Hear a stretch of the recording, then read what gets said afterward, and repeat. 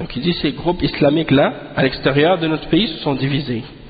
Et on ne veut pas que cette division-là commence à se propager à l'intérieur de notre pays. Et commence à corrompre nos jeunes. Et nous fasse perdre cette grâce dans laquelle nous vivons. Hein? Subhanallah. C'est comme j'ai entendu un cheikh une fois qui expliquait, il disait, Hassan al-Banna, il est venu à l'époque d'Abdul Aziz, al-Cheikh, Abdul Aziz ibn Saoud, il est venu pour lui dire, on veut ouvrir un bureau de Ikhwan al-Muslimin en Arabie Saoudite. Est-ce que vous nous permettez? Il a dit, vous avez fait ce groupe-là, soi-disant, pour établir la charia dans vos pays. Il dit, nous, on a déjà la charia ici. Pourquoi vous voulez ouvrir un bureau ici? On n'a pas besoin. Hein? Donc c'est pour dire, l'exemple, que ces gens-là ont toujours voulu s'infiltrer là-bas. Mais quand ils n'ont pas été capables de s'infiltrer ouvertement, parce qu'on ne leur a pas donné la permission de propager leur bid'a là-bas, eh bien, ils ont trouvé des moyens en sourdine pour propager leur groupe et leur secte dans le pays de l'Arabie Saoudite.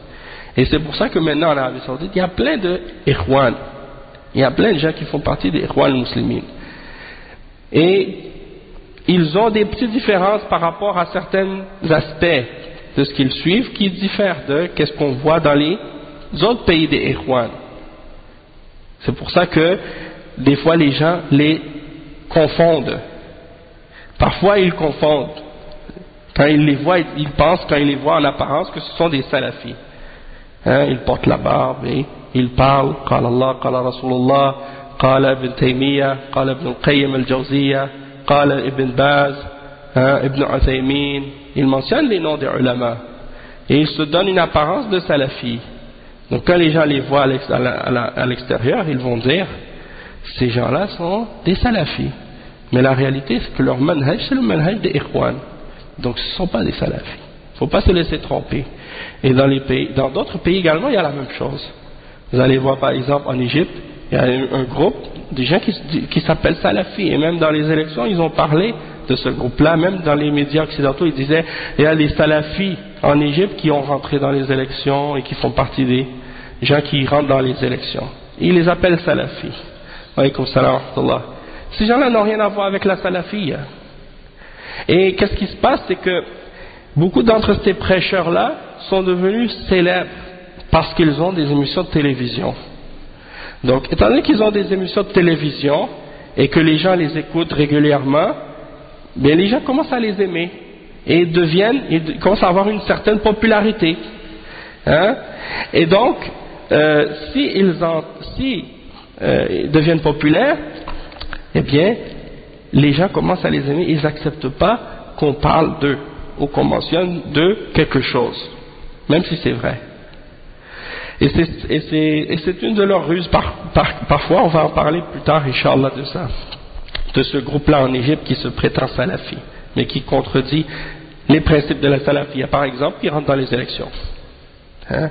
Et il y a beaucoup d'autres éléments qu'ils font, comme ils participent aux manifestations et autres choses de ce genre. Donc ce ne sont pas des salafis, même s'ils se prétendent salafis. Et parmi eux, par exemple, Mohammed Hassan, Abu Ishaq al-Huwaini, Mohammed Hussein Yaqub, et d'autres encore. Et ces gens sont devenus maintenant des vedettes dans les pays musulmans. Et donc c'est rendu à un point tel que si les Hizbiyin veulent discréditer quelqu'un ou faire fuir les gens de quelqu'un, ils ont juste à leur dire une chose. Lui, il critique un tel de ces prêcheurs qui passent à la télé, qui sont des vedettes. Il dit de lui qu'il a des erreurs, qu'il fait des choses contraires à la vérité. Et ça, pour eux, ça suffit. Ça y est. Oh, il dit ça de lui. Ah non, ça, je veux rien savoir de ces gens-là. Hein? Mais ils vont même pas regarder qu'est-ce qu'on a dit sur eux. Ils vont même pas lire les preuves qui ont été mentionnées à ce sujet-là, ni écouter les paroles des ulama au sujet de ces mises en garde-là. Donc si quelqu'un ne fait pas preuve de sincérité pour prêter l'oreille et écouter les ulama, qu'est-ce qu'eux ont dit à propos de ces gens-là, il ne va jamais distinguer entre la vérité et le faux. Hein? Et justement, subhanallah, juste pour vous montrer la preuve de la sincérité des ulama de Ahl Sunnah et des ulama salafiyin. Parce que quelqu'un qui est sincère, il peut pas faire, quelqu'un qui est pas sincère, il va pas écrire un livre de 1000 pages pour mettre les musulmans en garde de certaines erreurs de certaines personnes, quand c'est des questions qui ont rapport avec la religion. Et ça, c'est un livre, par exemple, Al-Hudud al-Fasila, Bayna Usul, Manhaj al-Salaf al-Salih, wa Usul al-Qutbiyya al-Sururiyya. Al-Qutbiyya al-Sururiyya, c'est quoi? Al-Qutbiyya, c'est ceux qui suivent Sayyid Qutb, et son manhaj, et sa méthodologie, et sa pensée. Et al-Sururiyya, c'est ceux qui suivent la pensée et la méthodologie de Mohammed Zayn Abidin Surur, un Syrien d'origine qui était en Arabie Saoudite et qui s'est enfui en Angleterre pour aller établir son organisation et sa da'wa là-bas. Et c'est de eux dont je... Donc il a quitté Dawlat al-Tawhid pour aller en Angleterre pour établir sa da'wa. Bon, qu'est-ce qu'il fait celui-là, Mohammed Surur? C'est deux dont je parle en fait, des Saoudiens Ikhwan. C'est cette tendance-là. Il y a des aspects de leur da'wa qui ressemblent à des aspects de la da'wa des salafs, sur certains points. Mais dans certains aspects, il y a des contradictions et des oppositions. Par exemple, ils font tout pour défendre les gens de bid'ah. Et ils refusent qu'on critique ou qu'on mette en garde contre les gens de bid'ah. Wa alaykum assalam wa rahmatullah. Ils rentrent dans les élections et dans les manifestations. Et ils critiquent et ils dénigrent les ulama de Ahl Sunnah. Et ils élèvent les gens de bid'ah et ils leur cherchent des excuses et ils les flattent dans le sens du poil. Donc, ce livre-là est écrit par le cheikh Khalid ibn Uthman, ibn Mohammed ibn Uthman, Abu Abdullah Ala. Et c'est un livre, comme je disais, c'est environ 1000 pages si je ne me trompe pas, presque 1000 pages, 900 pages, où il parle de certaines de ces du'at dont j'ai mentionné, qui sont devenus des vedettes. Et donc, quelqu'un qui n'est pas sincère, il ne va pas écrire un livre comme ça, pour expliquer ces choses-là et clarifier la vérité pour les musulmans au sujet de ces gens-là. Maintenant, si vous voulez savoir des détails par rapport à qu'est-ce qu'on reproche à ces prêcheurs-là, eh bien, je vous conseille ce livre. Il est en arabe, mais bon, il y a toujours possibilité de demander à quelqu'un qui connaît l'arabe de vous expliquer certains passages ou certains points en particulier si vous en avez besoin de clarification. Et il y a des détails là-dedans. C'est pas juste passer par-dessus les sujets de façon superficielle. Non, c'est vraiment une étude, une analyse en profondeur avec les références et les preuves à l'appui. D'accord? Pour vraiment comprendre la réalité des problèmes de ces individus-là. Donc ça, c'est juste un exemple que je vous donne en passant pour dire que il y a des prêcheurs ici maintenant en Belgique et en France qui suivent cette tendance-là. Vous avez sûrement entendu parler de celui qui s'appelle Rachid de Brest. Il fait partie de ces gens-là. Nader Abou Anas. Vous avez entendu parler ici de Mustafa Kastit. Il suit cette tendance-là aussi. C'est qui l'autre un frère qui m'a dit que une des têtes des Sururiya, Touchgani,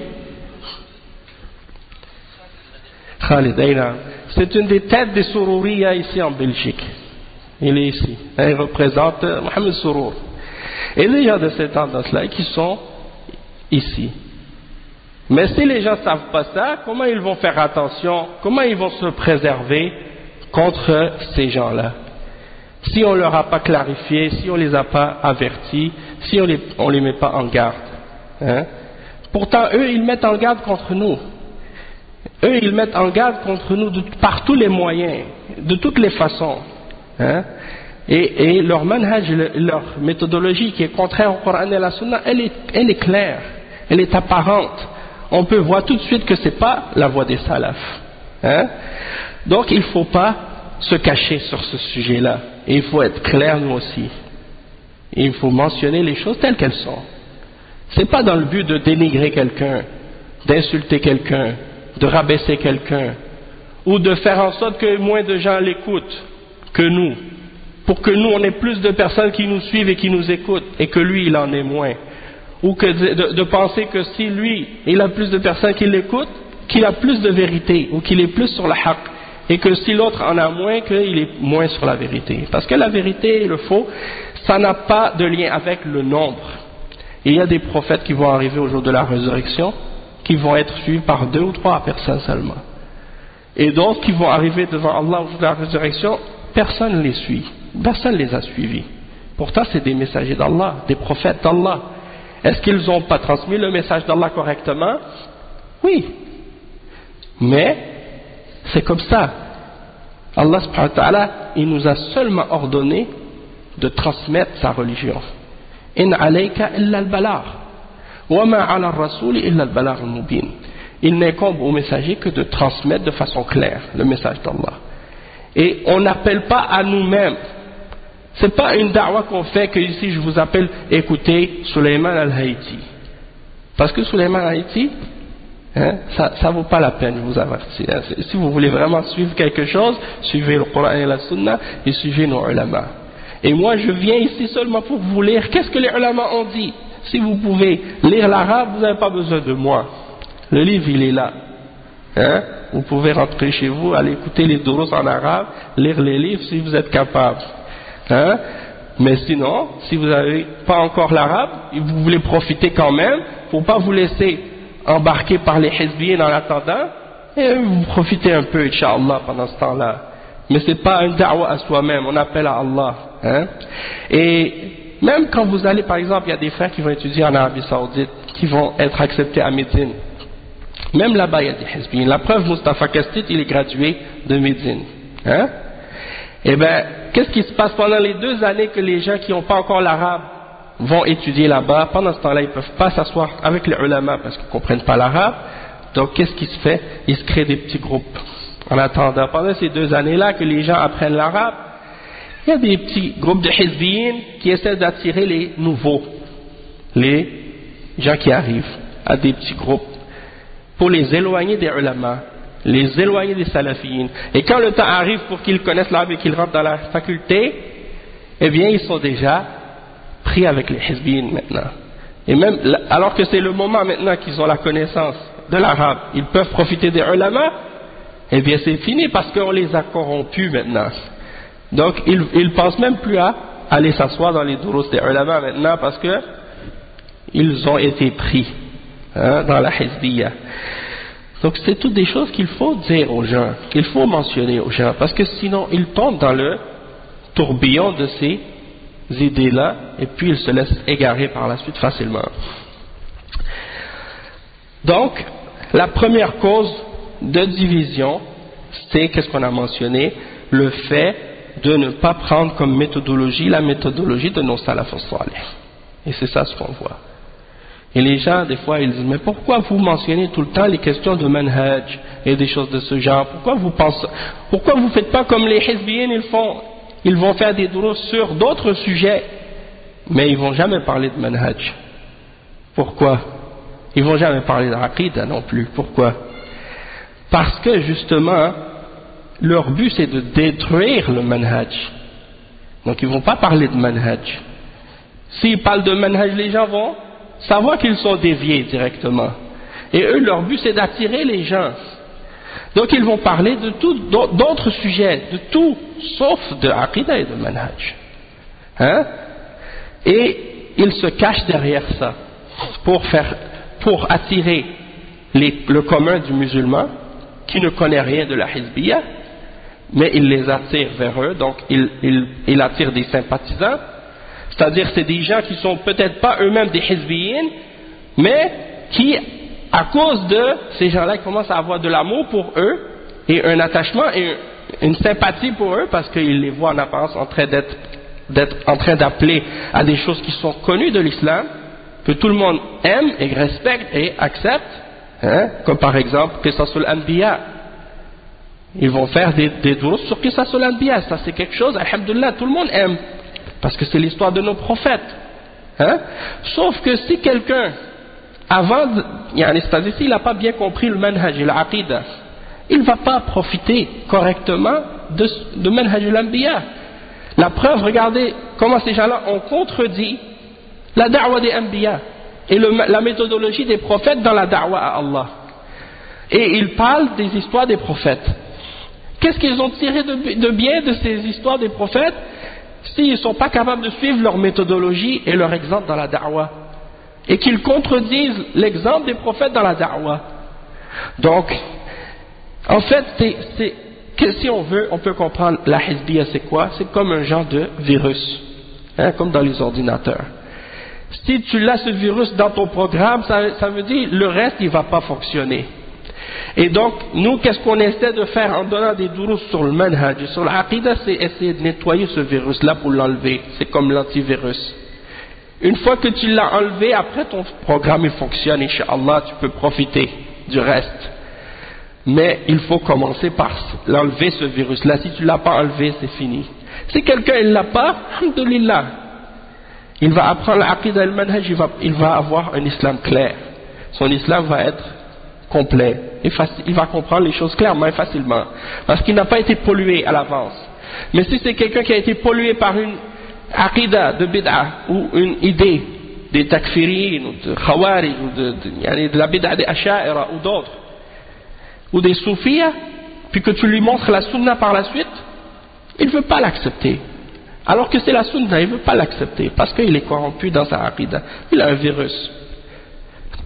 Donc il faut corriger ça. Et ce n'est pas par le fait d'essayer d'attirer la masse, d'attirer le plus de monde possible pour que tout le monde nous aime, de faire que les gens nous aiment. Parce que c'est ça qu'ils veulent faire eux, que les gens les aiment. Et donc éviter de parler des sujets qui vont créer des tensions ou des frictions, et de parler juste de qu'est-ce que tout le monde accepte, hein, sous prétexte de vouloir unir tout le monde. Et nous on paraît par la suite comme étant les grands méchants loups. Pourquoi? Parce qu'on parle de sujets qui dérangent. Ah, eux là, ils sont toujours en train de parler de ça. Nous on veut la fraternité, on veut l'unité, on veut s'amuser, on veut sourire, on veut... Hein? Nous on ne dit pas qu'il ne faut pas être fraternel, il ne faut pas sourire, il ne faut pas s'aimer entre nous. Au contraire, il faut s'aimer, il faut avoir la fraternité, il faut sourire les uns dans le visage de l'autre, il faut faire ces choses-là. Mais, avant toute chose, corriger les problèmes dans les bases qui existent.